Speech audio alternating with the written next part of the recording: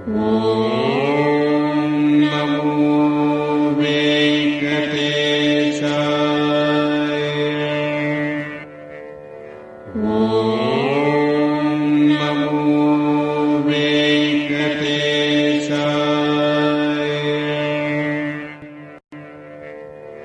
श्रीमन्नारायण कल्याणाद्भुतगात्रारकामितार्थप्रदायिने श्रीमद्वेंकटनाथाय श्रीनिवासाय मंगलम्।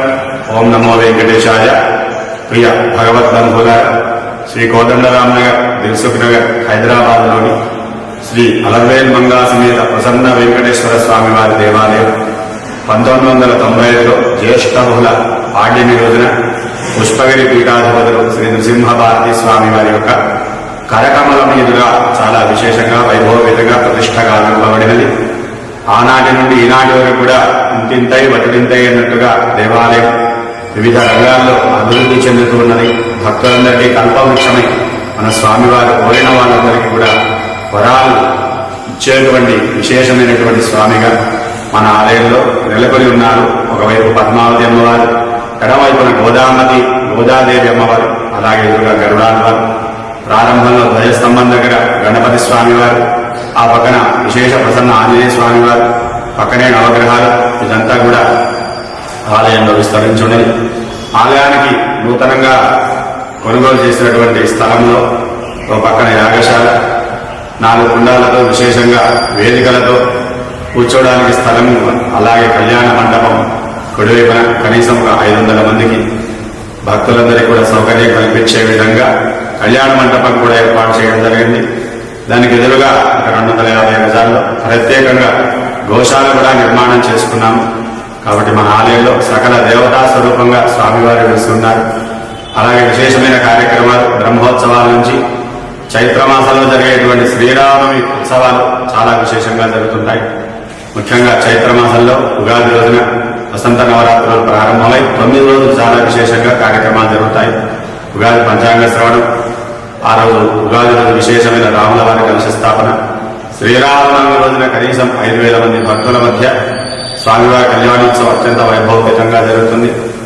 అలాగే వైశాఖ మాసంలో నృసింహ జయంతి, ఆల్వార్ నక్షత్రాలు, జ్యేష్ఠ మాసంలో మనకు జూలై 1 నుంచి రేపు 2026 సంవత్సరంలో 6 వరకు విశేషంగా బ్రహ్మోత్సవాలు 5 రోజుల పాటు పాంచాన్నిక దీక్షతో పంచకుండాత్మకంగా విశేషమైనటువంటి వేద పండితుల చేత ఈ యొక్క కార్యక్రమాన్ని కూడా నిర్వహించుకోబోతున్నాం.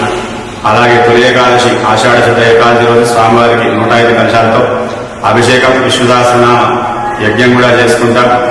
శ్రావణ మాసంలో 4 రోజులు కూడా లక్ష్మీ అమ్మవారికి ప్రతినిత్యం విశేషమైనటువంటి అభిషేకము, ప్రతి శుక్రవారం 105 కలశాల అభిషేకము, సాయంత్రం వేళల్లో మంగళ శుక్రవారాలకు కుంకుమార్చన జరుగుతాయి.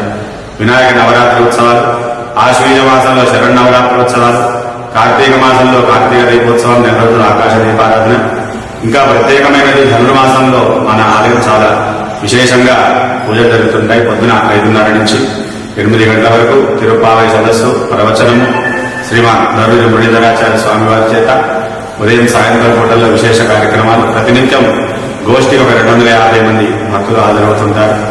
ముఖ్యంగా ధనుర్మాసంలో గోదా కళ్యాణం చాలా వైభవంగా జరుగుతుంది. ఇట్లాంటి ప్రతినిత్యం ప్రతి మాసం నిత్యోత్సవంగా, మాసోత్సవంగా, పక్షోత్సవంగా, సంవత్సరోత్సవంగా, పుష్కర బ్రహ్మోత్సవోత్సవం, ఇలా ఎన్నో విశేషమైనటువంటి కార్యక్రమాలు గత 31 సంవత్సరాల నుంచి మనం నిర్వహించుకోబోతున్నాం. ఈ ఆలయానికి వచ్చిన ప్రతి వారికి కూడా స్వామివారి యొక్క సంపూర్ణమైనటువంటి ఆశీస్సులు అందుగాక అని మంగళాశాసనం పఠిస్తున్నాం. జై శ్రీమన్నారాయణ. ఓం నమో వెంకటేశాయ. జై శ్రీమన్నారాయణ.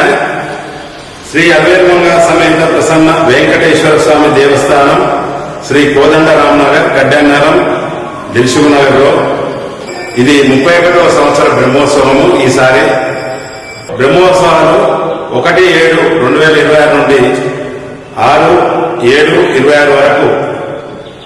ఈ బ్రహ్మోత్సవాల్లో కాళీ వాస్తవులు గాని, దిల్సుఖ్ వాస్తవులు గాని అత్యధిక సంఖ్యలో పాల్గొని ఈ బ్రహ్మోత్సవాలను దిగ్విజయంగా చేయగలరని కమిటీ ద్వారా మేము భక్తులకు మనవి చేస్తున్నాం.